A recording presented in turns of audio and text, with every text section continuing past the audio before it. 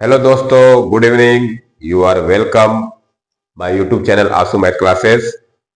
आज की क्लास में हम लोग क्लास 10th का यूपी बोर्ड का चैप्टर 3 जो दो चर वाला रैखिक समीकरण युग्म जो चैप्टर 3 है उसका हम लोग सैंपल पेपर का सॉल्यूशन करने जा रहे हैं। तो क्लास स्टार्ट करने से पहले जो लोग वीडियो देख रहे हैं वीडियो को लाइक शेयर सब्सक्राइब जरूर कर दे। तो चलिए आज की क्लास स्टार्ट करते हैं। देखिए, मैं कुछ बहुविकल्पी प्रश्न लिख रखा हूं जो इस चैप्टर से आते हैं। पहले हम बहुविकल्पी सॉल्व कर लेते हैं, उसके बाद हम चलेंगे वेरी शॉर्ट पे। तो चलिए स्टार्ट करते हैं। पहला क्वेश्चन दिया है, रेखाओं a1x plus b1y plus c1 equal to 0 तथा a2x plus b2y plus c2 equal to 0 का एक अद्वितीय हल होगा।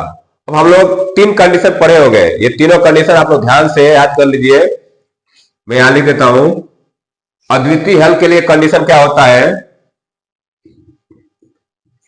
अद्वितीय हल के लिए कंडीशन क्या होता है कि a1 upon a2 not equal to b1 upon b2। ये हो गया अद्वितीय हल के लिए। और एक होता है नो सॉल्यूशन, मतलब कोई हल नहीं। इसमें क्या होता है कि a1 upon a2 equal to b1 upon b2 not equal to c1 upon c2। ये कोई हल नहीं होने के लिए क्या कंडीशन होता है कि a1 upon a2 equal to b1 upon b2 not equal to c1 upon c2।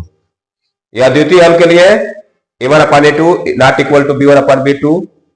कोई हल नहीं के लिए a1 अपान a2 बराबर b1 upon b2 not equal to c1 upon c2। और एक समांतर रेखा के लिए या अनेक हल के लिए ना, एक होता है अनेक हल के लिए जिनके अनेक हल हो। अनेक हल के लिए क्या होता है? a1 अपान a2 बराबर b1 अपान b2 बराबर c1 अपान c2। ठीक है ना? ये तीन हम लोग कंडीशन पढ़े हैं जिसमें अनेक हल होते हैं। अब इसमें तो ये देखिए, हम ये तीनों कंडीशन याद रखना है ना। ये तीनों में से कोई एक आता है हर साल। ये तीनों में से कोई एक सॉल्यूशन पूछता है हर साल। ठीक है ना? तो हमको क्वेश्चन क्या पूछा है? अद्वितीय हल होगा। अद्वितीय हल के लिए ऑप्शन कौन सही हो जाएगा? ये देखिए, पढ़ा दिया है a1 upon a2 equal to b1 upon b2। नहीं, ये गलत है। b2 upon b1 equal to, ये भी गलत है। a1 upon a2 not equal to b1 upon b2। अब देखिए अद्वितीय हल के लिए क्या लिखे? a1 अपान a2, मतलब कि ये वाला ऑप्शन क्या हो जाएगा? सही हो जाएगा।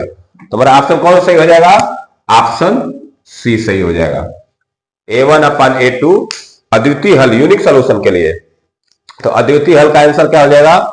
a1 upon a2 not equal to b1 upon b2। ये कंडीशन तीनों याद कर लीजिए ना, ये आता है हर साल। इसमें से कोई एक क्वेश्चन हमेशा आएगा। क्वेश्चन नंबर 2 पे चलते हैं। क्वेश्चन नंबर 2 देखिए क्या दिया है। एक भिन्न का अंश उसके हर के दो गुने से एक अधिक है। एक भिन्न है, उसका अंश जो है हर के दो गुने से एक अधिक है। यदि हर में 3 जोड़ दिया जाए तो भिन्न का मान 1 हो जाता है। वो भिन्न क्या है? ठीक है ना? अब देखिए, इस तरह के क्वेश्चन को अगर आप सॉल्व करेंगे तो बहुत टाइम लगता है ना। तो अगर आप सॉल्व करेंगे तो इसमें क्या करते हैं हम लोग?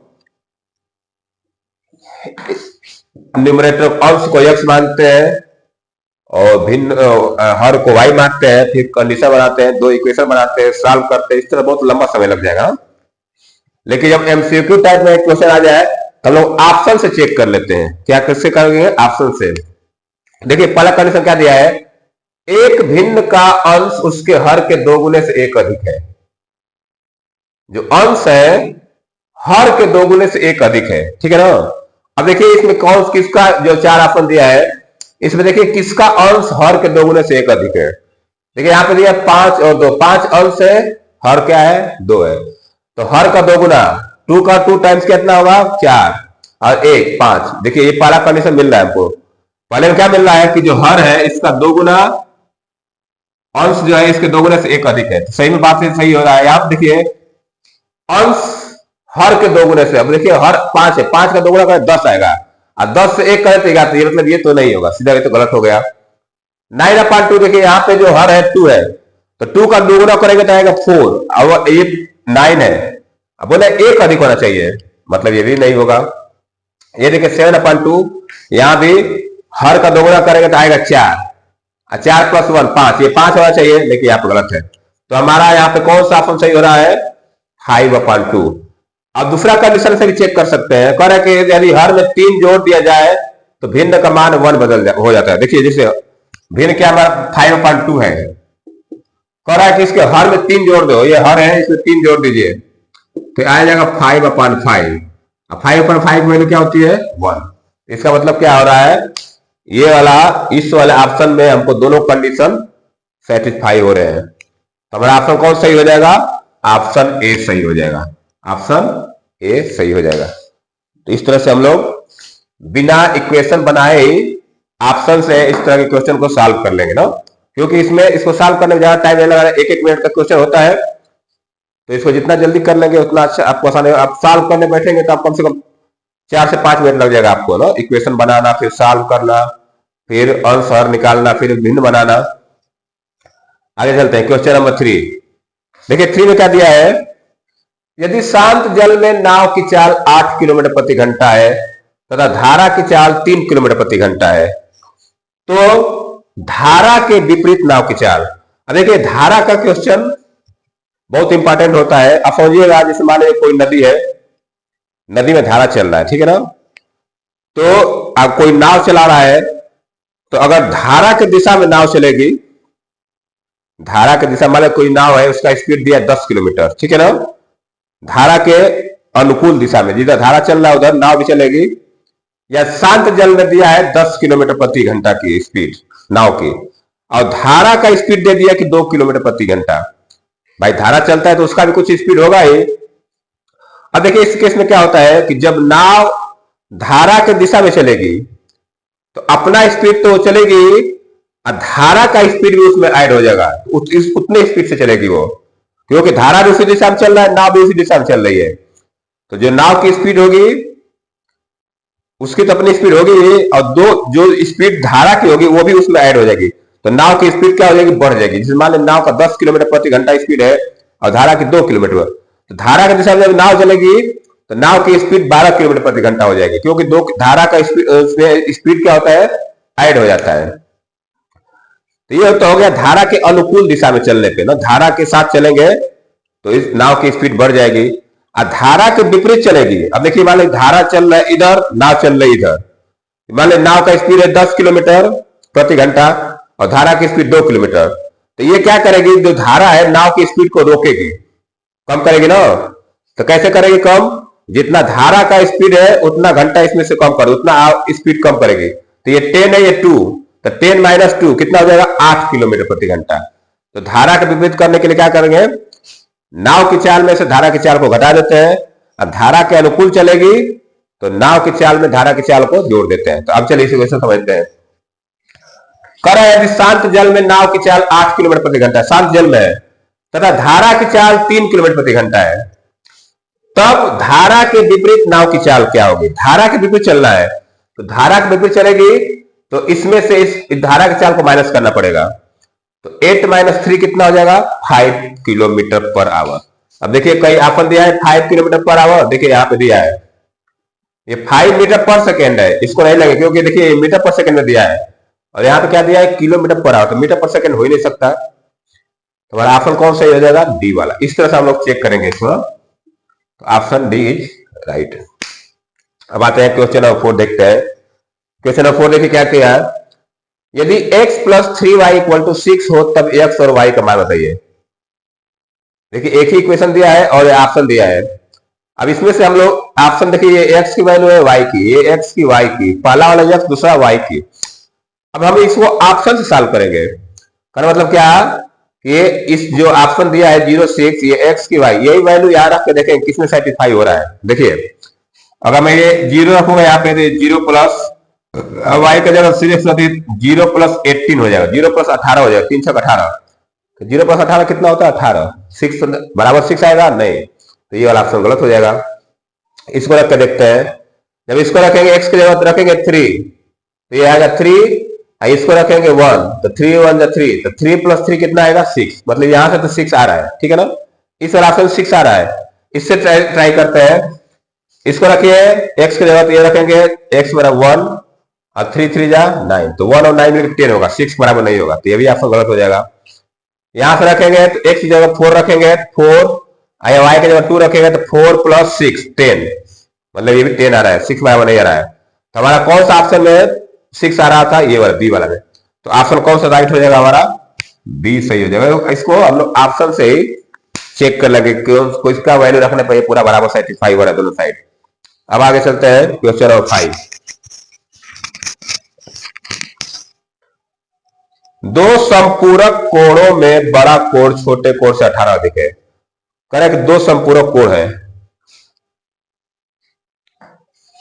उसमें से जो दो कोण है तो एक छोटा होगा एक बड़ा होगा, जाहिर सी बात है। तो कह रहा है जो बड़ा कोण है छोटे कोण से 18 अधिक है, तब बड़े कोण का मान क्या होगा, दो कोण होंगे, ठीक है ना। तो अब एक चीज ध्यान दीजिए, कैसे लगाएंगे इसको हम लोग। ऑप्शन देखिए 180 बड़ा कोण, अब दोनों का मिलकर 180 होना चाहिए, ये तो एक ही का 180 दे दिया, मतलब ये तो हो ही नहीं सकता। ये देखिए बड़ा कोण 18, अब एक एंगल एक कोण 18 डिग्री होगा तो दूसरा कितना होगा 162 डिग्री, तो बोला 18 अधिक होना चाहिए ना, तो ये बहुत ज्यादा अधिक हो गया, ये भी ऑप्शन गलत हो गया। 81 अगर एक एंगल 81 होगा तो दूसरा कितना होगा 99, तो बड़ा कौन होगा 81 और 99 में बड़ा कौन हो रहा है, एक एंगल 81 होगा एक 99 होगा। देखिए ये इससे 18 ज्यादा है, 18 ज्यादा है कि नहीं।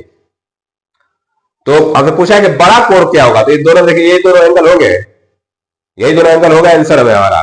तो दोनों बड़ा कौन है 99, तो बड़ा एंगल पूछा है, बड़ा एंगल के लिए ऑप्शन कौन सा होगा सही हमारा, ऑप्शन डी। तो यहाँ पे ऑप्शन डी पे हम लोग टिक लगा देंगे। तो इस तरह से हम लोग इस क्वेश्चन को सॉल्व करें। देखिए इसमें बिना पेन चलाए आप लोग चाहो तो इसको कर सकते हैं, अगर आपको अगर प्रैक्टिस अच्छा करेंगे तो बिना पेन चलाए आपको एमसीक्यू क्वेश्चन का आंसर दे सकते हैं। अब देखिए आगे, दो असमांतर रेखाएं एक दूसरे को प्रतिच्छेद करती है। कहा दो असमांतर मतलब कि ऐसी लाइन है जिसमें एक लाइन ऐसी है और एक लाइन ऐसी है, ये असमांतर लाइन है, ये दोनों एक दूसरे को प्रतिच्छेद करेगी। ऑप्शन दिया है दो बिंदु पर, एक बिंदु पर, अनंत बिंदु पर, तीन। अब देखिए ये जो लाइन है मान ली इसको बढ़ाया जाए तो ये एक ही जगह काटेगी, एक बिंदु पे प्रतिच्छेद करेगी। तो अगर दो असमांतर रेखाएं है तो कितने बिंदु पर प्रतिच्छेद करेगी, एक बिंदु पर। तो एक बिंदु का ऑप्शन कौन सा है, बी। तो यहां से हमारा ऑप्शन बी सही हो जाएगा, ठीक है ना। तो इस तरह से हम लोग 5-6 क्वेश्चन कर लिए। अब आगे चलते हैं, मैं क्वेश्चन लिख के करूंगा, इतना क्वेश्चन में लिखा था, तो आप इसको चाहे तो आप लोग राइट डाउन कर सकते हैं। अगर आप इतना एमसीक्यू भी रेडी तैयार करके जाएंगे एग्जाम में तो इसमें से एक दो तो आ ही जाएगा। चलिए अब नेक्स्ट करते हैं, इसी पे और एमसीक्यू है, इसको मैं लिख लिख के करूंगा, तभी रेज करने जा रहा हूं उसको।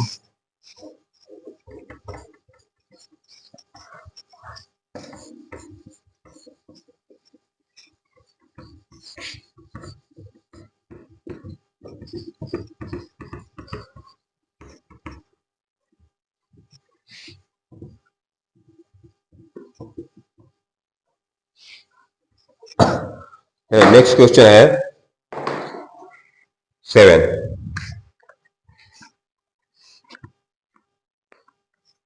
क्वेश्चन नंबर 7 है, एक भिन्न का मान एक भिन्न का मान 3/5 है, मतलब ये भिन्न है 3/5 है, ठीक है। भिन्न का मान 1 करने के लिए भिन्न का मान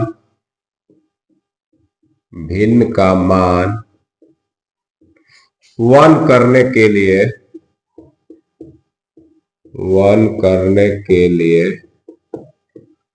भिन्न का मान 1 करने के लिए अंश में जोड़ना होगा, अंश में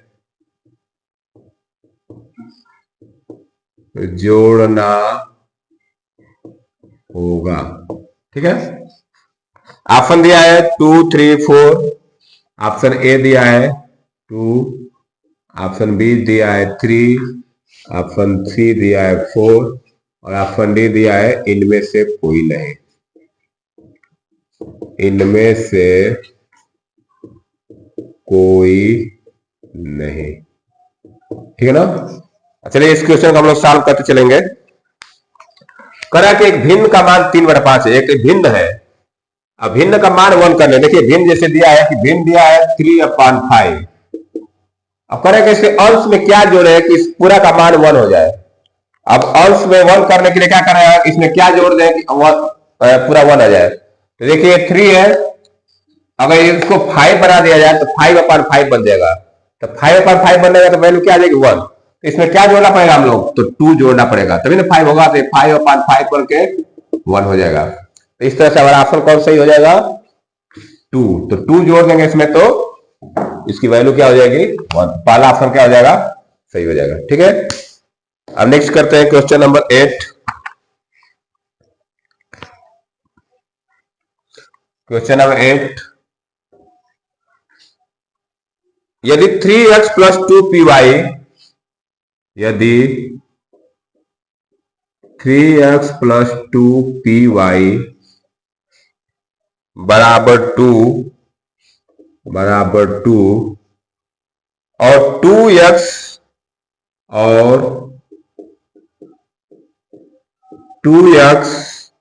+ 5y + 1 बराबर 0 द्वारा निरूपित रेखाएं,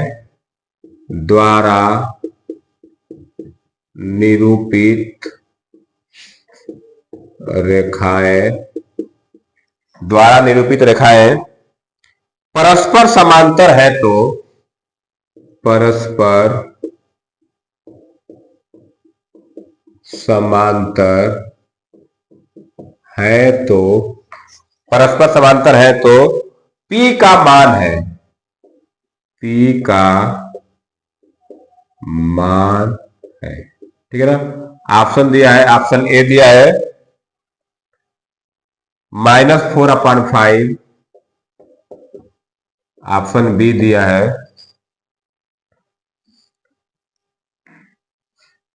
3/5, ऑप्शन सी दिया है 5/3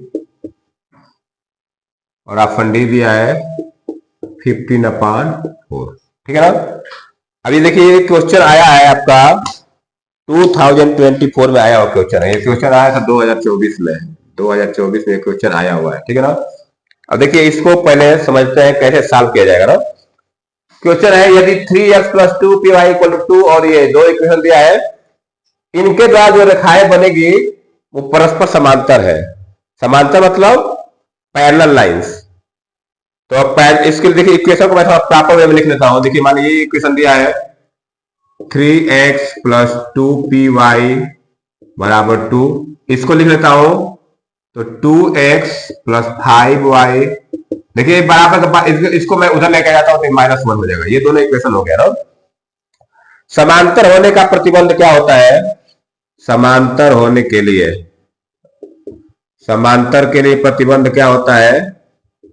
अभी मैं आपको लिखा था कि A1/A2 = B1/B2 = C1/C2। नहीं, समांतर के लिए क्या होगा, A1/A2 B1/B2 not equal to C1/C2। समांतर के लिए क्या होगा, ये वाला नॉट इक्वल रहेगा ना। ये तो तीनों बराबर हो तो अनेक हल के लिए होता है। तो ये कंडीशन हमको यहाँ पे हम लोग A1 B1 का वैल्यू रख सॉल्व करेंगे। देखिए A1 कितना है यहाँ पे 3, तो आ जाएगा 3/2 बराबर B1 कितना है 2p और B2 कितना है 5। ये देखिए यहाँ इसी को हम लोग सॉल्व कर सकते हैं। तो सॉल्व करेंगे कितना आएगा, ये क्रॉस मल्टीप्लाई करेंगे तो आएगा 15 = 4p। तो यहां से p की वैल्यू क्या आ जाएगी 15/4। हमने क्या किया, बस इक्वेशन को प्रतिबंध में रख दिया A1/A2 बराबर B1/B2 करके। तो यहां से p की वैल्यू निकाल ले। p की वैल्यू क्या है 15/4। ऑप्शन दिया 15/4, हाँ ये दिया है डी में। हमारा ऑप्शन कौन सही हो जाएगा, ऑप्शन डी सही हो जाएगा। ठीक है, तो इस तरह से हम लोग जब भी प्रतिबंध का क्वेश्चन है तो हम लोग चेक कर लेंगे इस तरह से। ठीक है ना। तो अब आगे चलते हैं क्वेश्चन नंबर, ये 3 था, ये 3 है, ठीक है। अब क्वेश्चन नंबर 9 पे चलते हैं। 9 क्वेश्चन है, रेखाओं A1X, रेखाओं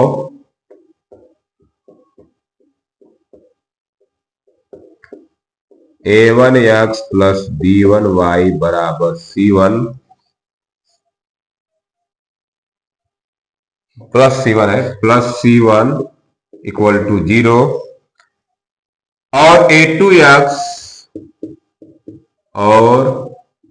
A2X प्लस B2Y बराबर C2, ये दोनों रेखा का समीकरण दिया है, का कोई हल नहीं होगा, का कोई हल नहीं होगा, कोई हल नहीं होगा। यदि, कब नहीं होगा, ऑप्शन दिया है, option A is A1 upon A2 not equal to B1 upon B2 not equal to C1 upon C2, ठीक है। Option B is A1 upon A2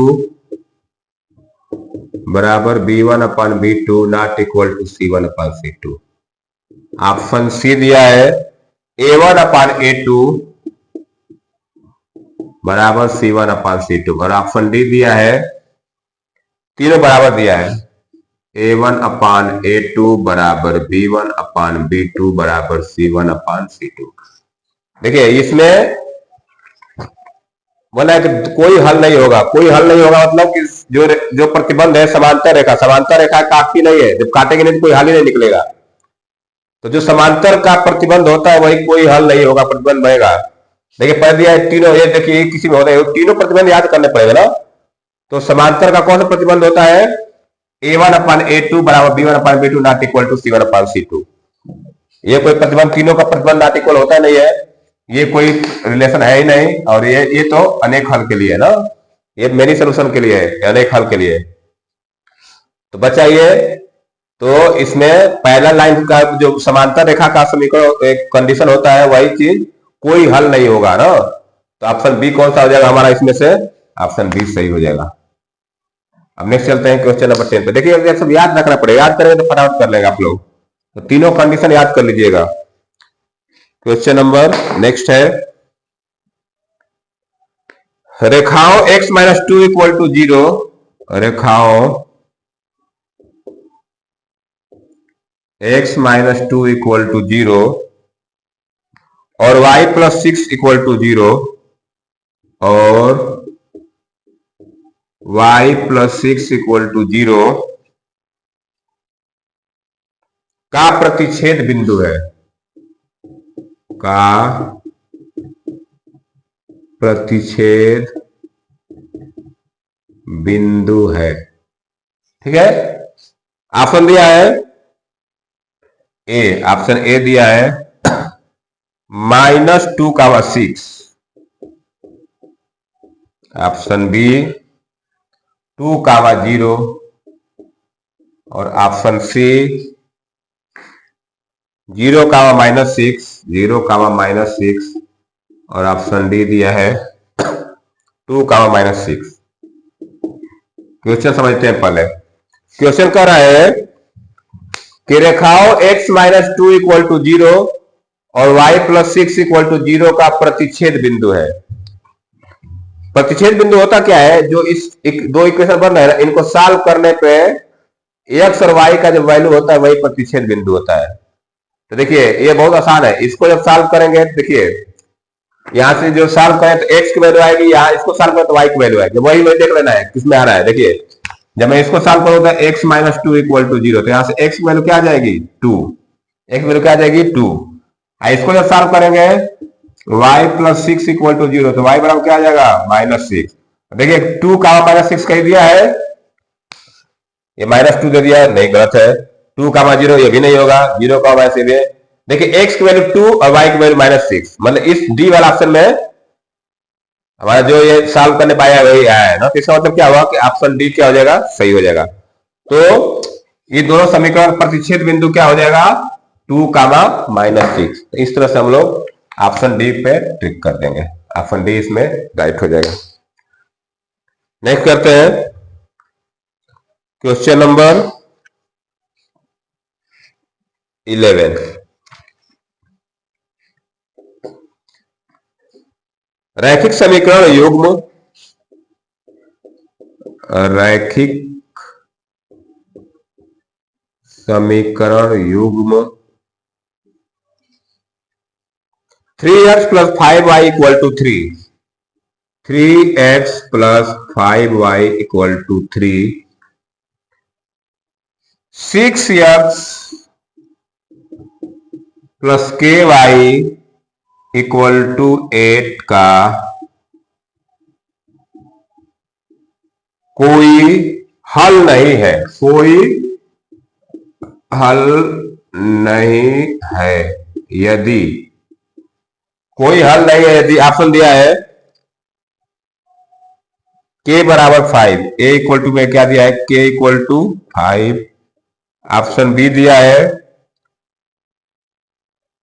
k = 10 और ऑप्शन सी दिया है k = 10 और ऑप्शन डी दिया है k = 5।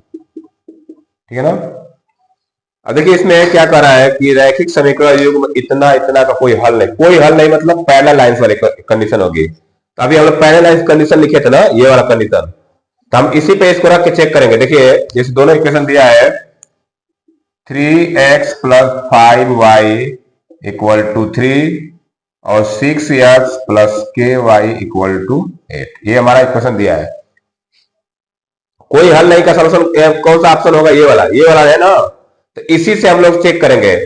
तो क्या लिखा है a1/a2 = b1/b2 ≠ c1/c2।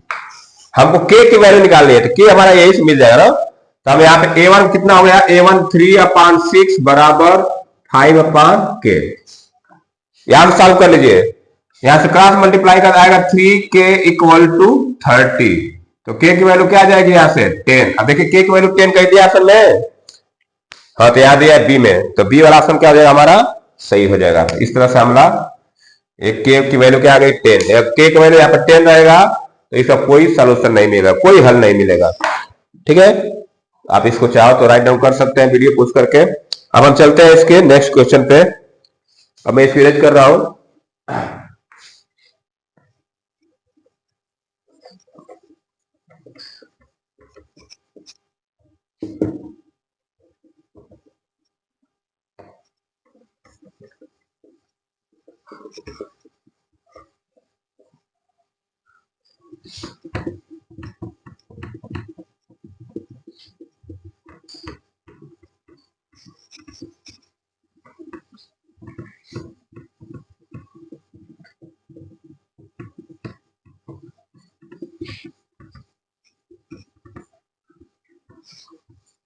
इस तरह से हम लोग 11 क्वेश्चन कर लिए। अब क्वेश्चन नंबर चलते हैं 12 पे।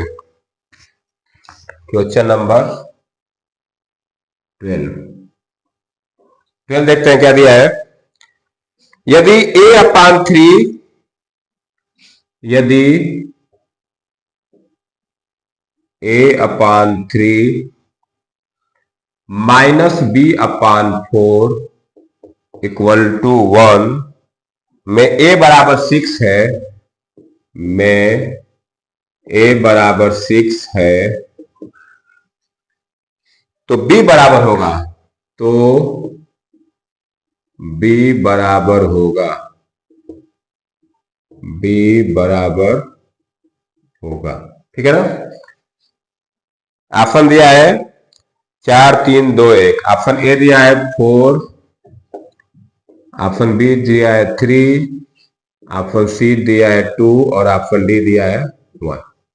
अब देखिए इसमें क्या कर रहा है, यदि एक इक्वेशन दिया है a/3 - b/4 = 1, इसमें a की वैल्यू दिया है 6, तो कह रहा है कि b की वैल्यू क्या होगी। तो देखिए जो इक्वेशन दिया है a/3 - b/4 = 1, हम इसी में जो a की वैल्यू में रख देते हैं। तो देखिए a की वैल्यू यहां रखूंगा तो बनेगा 6/3 minus b upon 4 equal to 1। 6/3 मतलब क्या होगा, 2 minus b upon 4 equal to 1। इस 2 को मैं इधर भेज दो तो आएगा minus b upon 4 equal to 1 minus 2। कितना आएगा, 1 माइनस 2। अब यहां से देखिए सॉल्व करिए, minus b upon 4 equal to ये आ जाएगा -1, माइनस माइनस काट दीजिए, अब 4 का मल्टीप्लाई क्रॉस कर दीजिए उधर, तो b इक्वल टू क्या आ जाएगा 4। तो ऑप्शन दिया है कहीं b की वैल्यू 4, हाँ तो ऑप्शन ए में दिया है 4, तो ऑप्शन ए वाला क्या हो जाएगा, सही हो जाएगा हमारा। इस तरह से हम लोग इसको सॉल्व कर सकते हैं। इस तरह से ऑप्शन कौन सा सही हो जाएगा हमारा, 4, यानी ए वाला ऑप्शन सही हो जाएगा। अब नेक्स्ट चलते हैं हम लोग नेक्स्ट क्वेश्चन पे। क्वेश्चन नंबर 13 दिया है, समीकरण निकाय के अनंत अनेक हल होंगे ना। समीकरण निकाय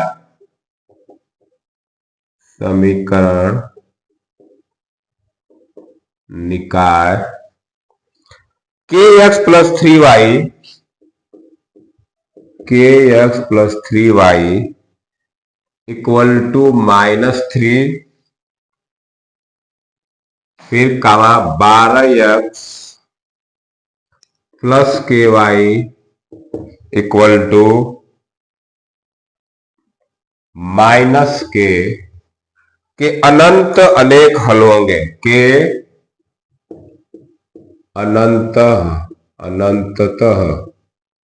अनंततः अनेक हल होंगे,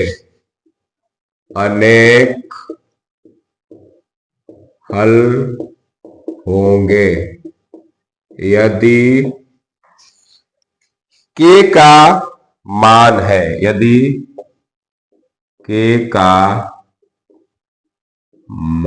है, ऑप्शन देखिए, ऑप्शन क्या क्या दिया है। ऑप्शन ए दिया है 3, ऑप्शन बी दिया है -3, ऑप्शन सी दिया है 12 और ऑप्शन डी दिया है 6। ये हमारे 4 ऑप्शन दिए हैं। अब देखिए इसको कैसे सॉल्व करेंगे। समीकरण निकाय kx प्लस 3y बराबर -3 और एक इक्वेशन ये दिया है कि अनंत अनेक हल होंगे। अनेक हल होने का कंडीशन हमको पता होना चाहिए। अनेक हल का कंडीशन क्या है, अनेक हल का कंडीशन क्या दिया है, a1 अपान a2 बराबर b1 अपान b2 बराबर c1 अपान c2। ये अनेक हल का कंडीशन होता है ना। अब इसके लिए क्या करेंगे हम लोग, a1 वैल्यू रख देते हैं, तो मैं यहां पर रखने जा रहा हूं a1 क्या है k, तो k upon 12 equal to b1 कितना है 3 अपान k, ठीक है। यहां पे c का क्या है -3 अपान -k, इस तरह वैल्यू रख दे। हमको k की वैल्यू निकालने, बस इन्हीं दो को ले लीजिए, किसी दो को ले लीजिए।